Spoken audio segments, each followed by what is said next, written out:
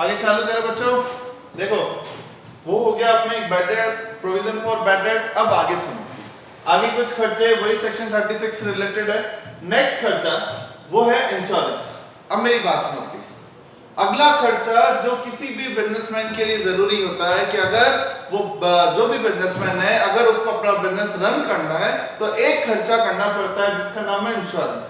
Insurance में दो चीजें होती है बच्चों, ये चीजें कई बार क्लियर नहीं होती। एक होता है प्रीमियम, एक होता है सम एश्योर्ड। खर्चा किसको बोलते हैं? प्रीमियम को खर्चा बोलता है। भाई मैंने 20,000 रुपए प्रीमियम पे किया तो फिर इंश्योरेंस कंपनी ने कहा कल कुछ हो जाता है तो 5 लाख रुपए देंगे। अब वो 5 लाख खर्चा नहीं है, ये बात आप समझो। खर्चा क्या होता है? प्रीमियम जो आपकी जेब से गया। खर्चे का मतलब ये है जो हमारी पॉकेट से जाए। तो अब बहुत सिंपल है, ये बहुत छोटा सा भी है। ये आपको क्या याद रखना है, कोई भी इंश्योरेंस प्रीमियम आप पे करोगे तो बिजनेस में अलाउड होगा। अगर वो इंश्योरेंस बिल्डिंग से रिलेटेड है तो आप याद करो सेक्शन 30 में मैंने पढ़ा था rent taxes insurance of building. तो मैं ऑलरेडी पढ़ा चुका हूं, मैंने समाप्त करने के लिए बताया, कंफ्यूजन दूर हो उसके लिए। अगर एग्जाम में आता है बिल्डिंग का इंश्योरेंस प्रीमियम भरा तो सेक्शन 30 में अलाउड है। प्लांट मशीनरी एंड फर्नीचर का इंश्योरेंस प्रीमियम भरा तो सेक्शन 31 में अलाउड है।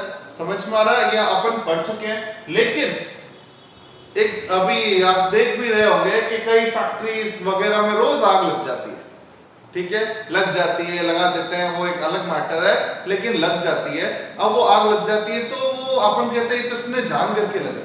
ठीक है, जोधपुर में भी कई एग्जाम्पल है, बाहर भी है।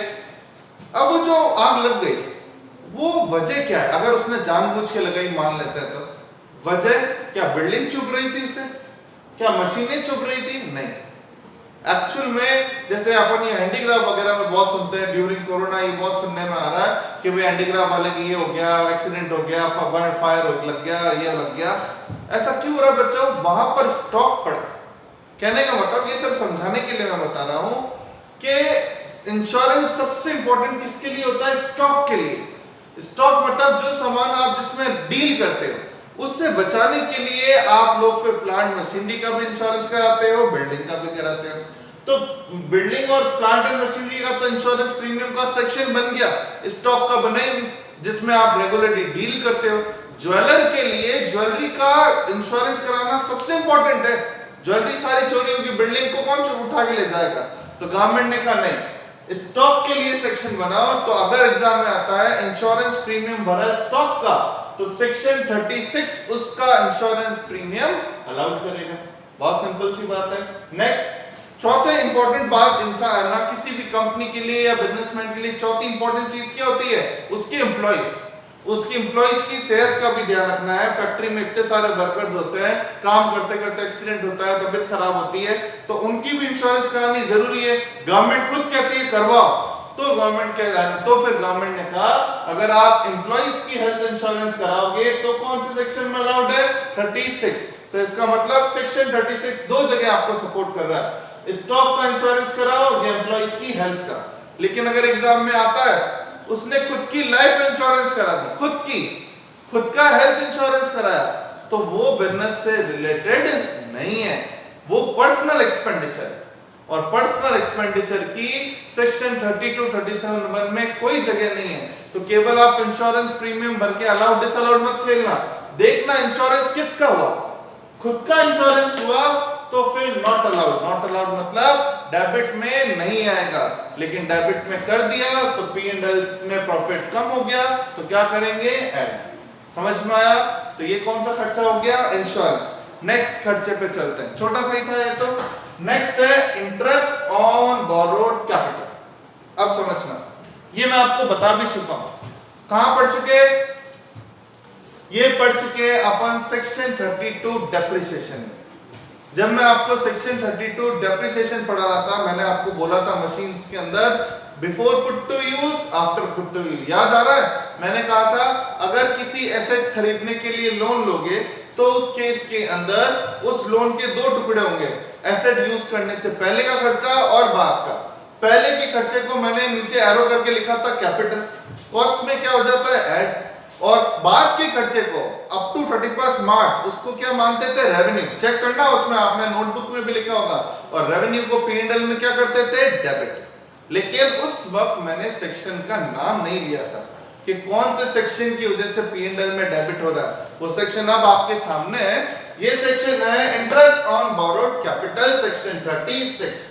सेक्शन 36 कहता है, ढंग से समझना, पूरा नाम इसका पढ़ना पूरा, इंटरेस्ट ऑन बोरोड कैपिटल। अगर मैं ये बोरोड छुपा लूं, एक बार ध्यान देना, बोरोड छुपा लूं तो नाम क्या आता है? Interest on capital. क्या फर्क है इंटरेस्ट ऑन बोरोड कैपिटल में और इंटरेस्ट ऑन कैपिटल में? इंटरेस्ट ऑन कैपिटल मतलब मेरे खुद के पैसे को मैंने बिजनेस में लगाया और उन पैसों पे मुझे क्या मिल रहा है? इंटरेस्ट, मैं उसे डेबिट कर रहा हूं।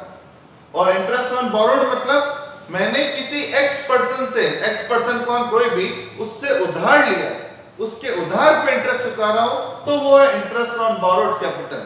मैं ये क्यों सिखा रहा हूं आपको? क्योंकि सेक्शन 36 बोलता है मैं डेबिट करने दूंगा कौन से वाले इंटरेस्ट को, जो किस पर, कौन से पर है? बोरोड पर। तो खुद की कैपिटल का इंटरेस्ट अलाउड नहीं होता। शायद समझ में आ गया होगा। क्या होना चाहिए? बोरोड, किसी से उधार होना चाहिए। तो ये तो सेक्शन की पहली लाइन से ही क्लियर हो गया। और ये एक कंडीशन में मैंने लिख भी दिया, इट मस्ट बी बोरोड। अब डाउट का कोई अंत नहीं होता। बच्चे जैसे लाइव क्लासेस में बोलते हैं, सर आपने बोला उधार लिया हुआ होना चाहिए, एग्जाम में आया बैंक से नहीं, उसने अपने दोस्त से उधार लिया, उसने अपनी वाइफ से उधार लिया, तो क्या करे? अलाउड या डिसअलाउड? कहीं भी मैंने नहीं लिख रखा loan shall be taken from bank. कहां लिखा हुआ? इसका मतलब जो मैंने कंडीशन आपको बताई नहीं, उसको अप्लाई मत करो। यहां कहीं नहीं लिखा हुआ है कि लोन जो होगा बैंक से लिया होगा। इसका मतलब अगर एग्जाम में आया बिजनेस चलाने के लिए हस्बैंड ने अपनी वाइफ से लोन लिया हुआ है, तो क्या अलाउड होगा? यस, अलाउड होगा, क्योंकि वाइफ गवर्नमेंट की नजर में एक अलग इंसान होती है, एक अलग असेसी होती है। तो फिर वो क्या कहलाएगी? इंटरेस्ट ऑन बोरोड, वो बोरोड की कैटेगरी में आएगा। तो पहली चीज क्या सीखी? कोई दूसरा इंसान होना चाहिए जिससे उधार लिया हुआ होना चाहिए, चाहे वो वाइफ हो, दोस्त हो, भाई हो, फादर हो, मदर हो, कोई भी हो। कहीं कुछ नहीं लिखा कि बैंक से ही होना चाहिए। शायद क्लियर हुआ फर्स्ट पॉइंट, किसी से भी लिया हुआ होगा। Second, it shall be related with business, साफ लिखा हुआ है। मतलब एग्जाम में आता है डॉटर मैरिज के लिए लोन लिया एक बिजनेसमैन ने, तो वो तो उसका पर्सनल हुआ। होम लोन लिया तो उसका पर्सनल हुआ।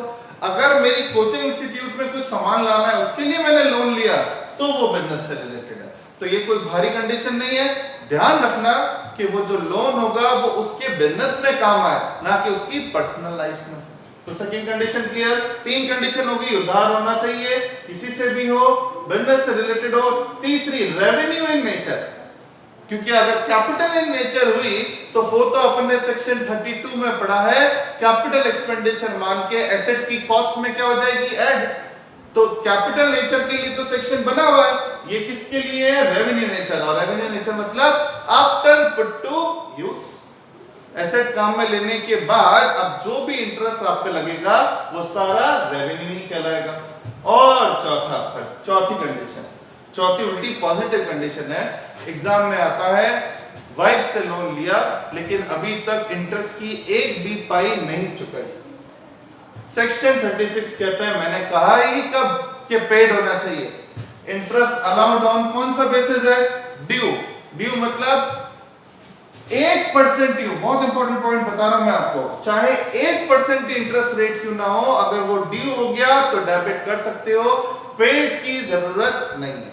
मैंने मेरी वाइफ से लोन लिया, 1 लाख रुपए लोन लिया, और मेरी वाइफ ने कहा मुझे आपसे केवल 1% इंटरेस्ट रेट चाहिए। समझ में आया? मैं उसे 1% इंटरेस्ट 1000 रुपए दूंगा साल का, लेकिन वो भी अभी तक नहीं दिया, नहीं देता मैं। ठीक है, नहीं दिया, इसके बावजूद डेबिट कर सकता हूं क्योंकि ड्यू हो गया। गवर्नमेंट ने नहीं बोला मुझे पेड होना चाहिए। क्लियर? तो आप ये मत सोचना, इमोशनल बिल्कुल नहीं होना है कि सर वाइफ से लोन लिया और वाइफ चुप कैसे बैठी है। बैठी है तो बैठी है। क्लियर? अगर वो नहीं मांग रही, उसकी मर्जी है, मत मांगने दो। ड्यू हो गया तो डेबिट होगा, चाहे वो वाइफ हो या कोई और। क्लियर? समझ में आया? लेकिन जैसे अभी मैंने बोला, वाइफ चुप कैसे बैठी है? वो चुप नहीं बैठेगी, वो वसूल लेगी। दोस्त से उधार लिया, वो भी चुप नहीं बैठेगा, वसूलना उसे आता है। प्राइवेट बैंक्स को भी वसूलना आता है, तो वसूलना किसे नहीं आता? ये विजय माल्या वगैरह के केस बहुत सुनने में आता, किसे वसूलना नहीं आता खुद ही का उधार, गवर्नमेंट बैंक को उधार वसूलना आता नहीं। और डबल फायदा कैसे उठाता है बिजनेसमैन, एक तो उधार लिया, उस पर इंटरेस्ट नहीं चुका रहे, तो एक तो उनको पैसा जेब से गया नहीं, और दूसरा ड्यू तो हो ही गया, P&L में डेबिट भी कर दिया। अब विजय माल्या ने डबल फायदा उठा लिया, एक तो इंटरेस्ट पे नहीं करता, दूसरा ड्यू बेसिस पर डेबिट करके अपना प्रॉफिट कम दिखाता है, टैक्स भी कम देता है। तो गवर्नमेंट ने कहा ये तो ठीक मजे ले रहे हैं हमारे, तो गवर्नमेंट ने खुद का फायदा करने के लिए एक एक्सेप्शन बनाया, और ये एक्सेप्शन क्या कहता है, अगर लोन हमसे लिया है, public financial institute, schedule bank, government bank और ये कोऑपरेटिव बैंक से लिया है, तो गवर्नमेंट कहती है सॉरी, इंटरेस्ट ड्यू बेसिस पे नहीं, पेड बेसिस पे अलाउड होगा एज पर 43B आएगा तो मैं समझाऊंगा। फिलहाल याद रखना है इंटरेस्ट कौन से बेसिस पे अलाउड होगा, पेड। अगर पेड है तो ठीक है, अगर एग्जाम में आया माल्या ने गवर्नमेंट बैंक से लोन लिया, पे नहीं किया पे, तो डिसअलाउड। लेकिन माल्या ने गवर्नमेंट बैंक की जगह किसी फाइनेंस कंपनी से लोन लिया, किसी दूसरी कंपनी से लोन लिया और पे नहीं किया, उसे अलाउड है, क्योंकि पेड की कंडीशन केवल इधर ही एप्लीकेबल होती है। क्लियर? तो हो गया ये सेक्शन। क्या कहता है, बिजनेस के लिए जो उधार लेगा, किसी से भी उधार मतलब किसी और से लेना चाहिए, बिजनेस से रिलेटेड होगा, कैपिटल नहीं रेवेन्यू होगा, तो ड्यू बेसिस पर अलाउड है। लेकिन गवर्नमेंट है तो कौन से बेसिस पर अलाउड है, पेड। खत्म बात। नेक्स्ट अगला खर्चा, zero coupon bond. Zero coupon bond क्या होता है, बहुत सुना है स्कूल में आपने, नहीं याद आ रहा? जीरो कूपन बॉन्ड मतलब सभी आप कोई मन में कह रहा होगा कि जीरो इंटरेस्ट रेट वाला, वो हमारे टीचर्स ने ऐसे ही सिखा के हमारा काम चला दिया, जीरो इंटरेस्ट जिस पे होता है वो होता है जीरो कूपन। लेकिन मेरी बात सुनो, जीरो कूपन बॉन्ड क्या होता है, आप बैंक गए, बैंक वाले को बोला मुझे ठीक आज से 5 साल बाद 5 लाख रुपए चाहिए। जैसे ही बैंक वाले को आप बोलते हो कि मुझे एग्जैक्ट इतने रुपए चाहिए आज से 5 साल बाद, तो बैंक वाला कहता है एग्जैक्ट रुपए चाहिए, जीरो कूपन बॉन्ड लो, बेस्ट है। आप कहोगे इसमें क्या स्कीम है, वो कहेगा आज 3 लाख रुपए जमा कराओ, 5 साल बाद आना, एग्जैक्ट 5 लाख रुपए हम आपको दे देंगे। ठीक है, तो बॉन्ड 5 लाख का होगा, देने कितने पड़ेंगे, 3 लाख, और आना कितना पड़ेगा, 5 साल बाद। तो मेरी बात सुनो बच्चों, यही बिजनेस आपका है, आपने भी लोगों से उधार लेने के लिए जीरो कूपन बॉन्ड जारी कर रखे हैं। एज अ बिजनेसमैन आपने बोला है आज मुझे 3 लाख रुपए दो, मैं आपको 5 लाख का बॉन्ड दूंगा, 5 साल बाद आना, 5 लाख ले जाना। तो वो 5 लाख का आपने क्या दिया, बॉन्ड, कितने रुपए लिए, 5 के लिए 3, तो जेब से आपके कितने जाएंगे, 2 लाख रुपए खर्चा हो गया ना, 2 लाख। भाई लोन, या तो लोन ले लो या बॉन्ड के फॉर्म में ले लो। तो फिर सुनो, वो जो 5 लाख रुपए का बॉन्ड है वो कहलाती है फेस वैल्यू। ठीक है, ये फेस वैल्यू हो गई 5 लाख रुपए। वो जो 3 लाख रुपए लिए उसको बोलते हैं इशू प्राइस। दैट मींस आपने 5 लाख रुपए देने हैं, 3 मिले तो खर्चा कितने का हुआ, 2 लाख। कितने साल, नंबर ऑफ इयर्स, कितने साल का बॉन्ड है, 5 साल का। तो 2 लाख रुपए कितने साल में खर्च हुए, 5 साल, तो 1 साल का खर्चा कितना होगा, 40,000। तो अब अगर आपके एग्जाम में आए कि P&L में कितना डेबिट होगा, तो आपका आंसर आएगा 40,000। अ काइंड ऑफ लोन ही होता है जीरो कूपन बॉन्ड। तो क्या है, सिंपल सा लगा आपको, जो खर्चा आपने किया उसको नंबर ऑफ इयर्स में बांट दो, क्योंकि P&L तो ईयरली होता है ना। तो क्या याद रखना है, जीरो कूपन बॉन्ड में कितना अमाउंट अलाउड होगा, फेस वैल्यू जो उसकी वैल्यू है, माइनस इशू प्राइस जितने पे आपने इशू किया, divide by number of year, जितने साल का बॉन्ड है। तो जो अमाउंट आएगा वो हर साल P&L में डेबिट होता चला जाएगा। क्लियर? शायद ये समझ में आ गया होगा। ये हो गया। अब लास्ट रह गया फैमिली प्लानिंग एक्सपेंडिचर। ठीक है, ये क्या होता है, अपने इंडिया में पॉपुलेशन कंट्रोल करने के मकसद से गवर्नमेंट ने इंडियन कंपनीज पर थोड़ा भरोसा जताया कि ये एक्स्ट्रा खर्चा कर सकते हैं। इसका मतलब मैं ये जो खर्चा पढ़ा रहा हूं, ये खर्चा केवल इंडियन कंपनी को अलाउड है। ध्यान रखना बच्चों, मैं टोटल 3 खर्चे आपको ऐसे पढ़ाने वाला हूं, जो कि 3 खर्चे केवल कंपनी को ही है। तीन में से ये दूसरा है। आप कोई सोच रहा होगा तो पहला कम निकल गया। साइंटिफिक रिसर्च में इन हाउस रिसर्च पढ़ाया था मैंने, वहां पे भी मैंने बोला था ये खर्चा केवल इंडियन कंपनीज को ही होगा। तो ये सेकंड खर्चा है जो केवल किसको अलाउड होगा, इंडियन कंपनी को। क्या कहता है, सिंपल है, अगर कोई इंडियन कंपनी अपने एम्प्लॉइज में फैमिली प्लानिंग को लेके खर्चा करती है, फैमिली प्लानिंग को लेके उन्हें प्रमोट करती है, तो गवर्नमेंट इंडियन कंपनीज को कहती है बहुत अच्छा काम कर रहे हो आप, अगर आप ऐसा खर्चा करोगे फैमिली प्लानिंग से रिलेटेड तो फिर दो तरह के खर्चे होंगे, रेवेन्यू भी हो सकता है और क्या होगा, कैपिटल भी। रेवेन्यू खर्चा होगा कोई दिक्कत नहीं है, कितना अलाउड होगा, 100। रेवेन्यू तो वैसे ही सारे 100 होते हैं, है ना। और कैपिटल खर्चा करोगे तो एक साथ अलाउड नहीं होगा। आपने 10 लाख रुपीस का खर्चा किया फैमिली प्लानिंग से रिलेटेड, ठीक है, अपने एम्प्लॉइज के लिए, वो कैपिटल नेचर का, तो डिवाइड बाय 5, हर साल कितने डेबिट होंगे, 2-2 लाख रुपए, ठीक है। लेकिन एग्जाम में आता है 2 बार, फर्म ने फैमिली प्लानिंग एक्सपेंडिचर किया, सब लोग फटाफट आंसर सॉल्व करने में रहते हैं, ये नहीं पढ़ते अरे फर्म है और सेक्शन 36 फर्म को ये खर्चा अलाउड नहीं करता, केवल किसको करता है, कंपनीज को। तो इसका मतलब क्या हुआ, अगर इंडियन कंपनी हो तो ही ये खर्चे को दिमाग में लाना, वरना फ्रॉम बिगनिंग ये खर्चा डिसअलाउड है ना।